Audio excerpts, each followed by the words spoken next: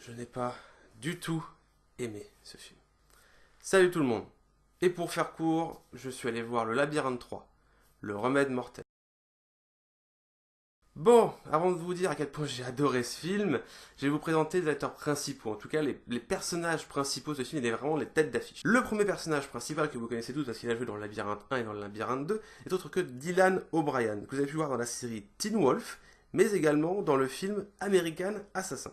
À côté de lui, on a un acteur bien sûr récurrent au film Labyrinthe, qui est donc son meilleur pote dans le film, qui est joué par Thomas Brody Sangster. Donc effectivement, lui c'est un acteur que j'adore, parce qu'on peut le voir dans la série Game of Thrones et dans le film Nanny McPhee. Enfin, voilà, c'est un acteur avec qui j'ai pas du tout de problème, et vraiment je le kiffe, et dans ce film-là je le kiffe aussi. À côté d'eux, on a quand même plusieurs actrices, et l'une des principales n'est d'autre que Kaya Scodelario. Alors je en ai déjà parlé dans le film Pirates des Caraïbes 5, j'avais bien aimé, elle jouait le rôle de la fille de Barbossa.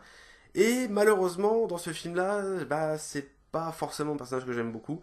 Mais pour ceux qui ne la connaissent pas, effectivement, elle est dans les autres films Labyrinthe et surtout dans la série Skins. À côté d'eux, on a également une actrice quand même qui a un certain niveau dans le milieu du cinéma, mais qui est pareil dans ce film, pas forcément un personnage que j'aime beaucoup en termes de jeu d'acteur, que vous avez pu voir dans les films comme Shutter Island, le premier Labyrinthe, Sexe entre amis ou La ligne verte, qui est autre que donc Patricia Clarkson. Et pour finir les acteurs principaux, je vais vous parler donc de Aidan Gillen, que j'ai déjà parlé dans le film Le Roi Arthur dans lequel il apparaît, mais également dans la série Game of Thrones pour lequel il joue le rôle bien sûr de Littlefinger, que vous avez pu voir également dans le film Shanghai Kid 2. Bon voilà, maintenant je vous ai résumé un petit peu tous les personnages de ce film. Mais concrètement, je me suis fait chier devant le Labyrinthe 3. C'est un avis complètement personnel, je ne critique pas ceux qui vont pouvoir apprécier le film, comme par exemple ceux qui ont applaudi à la fin de la séance à laquelle je suis allé. La séance était pleine, les gens ont applaudi à la fin, mais ce film dure déjà 2h20 et je me suis concrètement fait un peu chier devant le Labyrinthe 3. Et je me suis fait chier pour plusieurs points. Déjà, premièrement, les personnages. Je trouve que les personnages ne sont pas forcément intéressants. À part bien sûr celui qui est joué par Dylan O'Brien, la Thomas, ou je sais pas, celui qui est joué par le personnage qui joue Littlefinger dans Game of Thrones, ou ses différents amis. Certains personnages, ça va, ils ont quand même une évolution, un intérêt et un but dans l'histoire.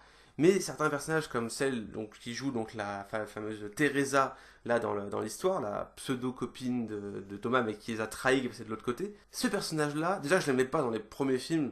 Dans le premier, bon, ça allait. Le deuxième, le personnage, je trouve que justement le revirement était un petit peu trop soudain et n'était pas forcément constructif par rapport à l'histoire. Et là, dans celui-là, ça marche encore moins bien pour moi. Genre la meuf qui fait des trucs horribles, qui voit son pote se faire torturer, etc. pour récupérer le sérum, mais en même temps qui se pose des petites questions, mais c'est pas assez conséquent, c'est pas, enfin pour moi c'est pas assez intéressant en termes de construction du personnage. Puis l'actrice ne joue pas, enfin j'aime pas forcément le jeu également de l'actrice dans ce film-là. J'ai vraiment du mal. D'ailleurs, j'ai du mal avec les deux actrices féminines du côté des méchants. Même la grande chef de Wicked, je trouve pas le personnage intéressant ni utile dans le film. D'ailleurs, sa construction pour moi ne sert à rien.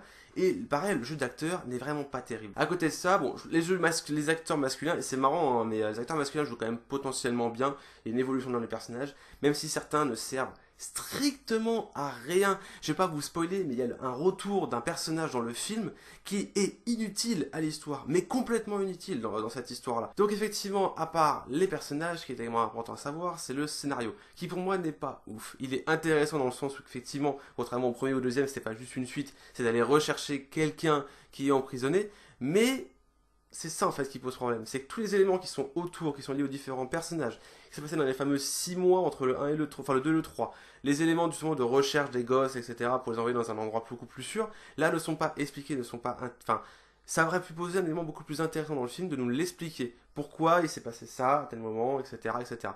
Là, ça ne nous l'est pas expliqué, donc déjà, il nous manque quelque chose en fait dans le film.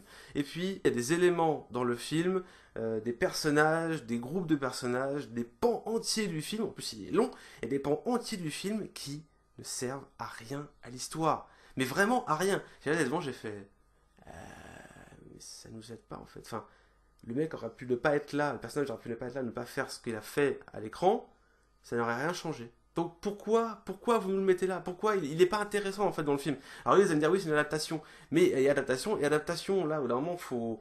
Enfin, je sais pas. Ou alors, effectivement, c'est parce que c'est un teen movie, parce que j'ai du mal avec les teen movies, enfin, j'ai de plus en plus de mal. Je veux dire, vous me refusez devant Hunger Games, oui, j'aime bien le deuxième, mais à part ça, c'est...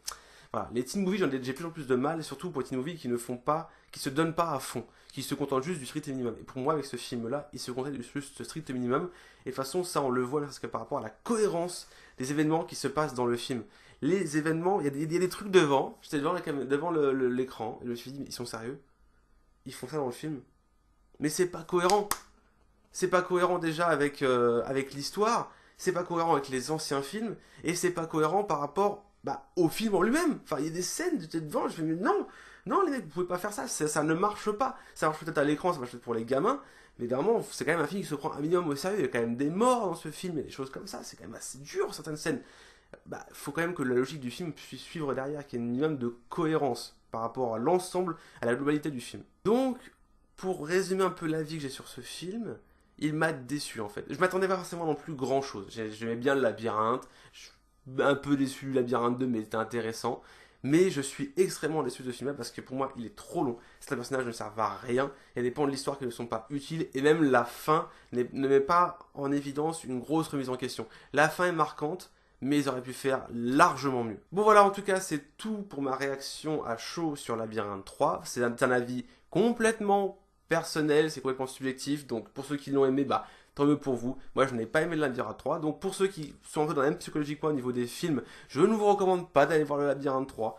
Éventuellement, offrez-vous la trilogie quand elle sortira pour vous faire un petit délire, mais il ne mérite pas forcément d'aller le voir au cinéma. Passez pas 2h20 au cinéma pour aller le voir. Mais c'est juste pour ceux qui pensent un peu comme moi par rapport, on va dire, au cinéma dans sa globalité. À côté de ça, alors merci à mon cousin qui me l'a dit par un message sur YouTube.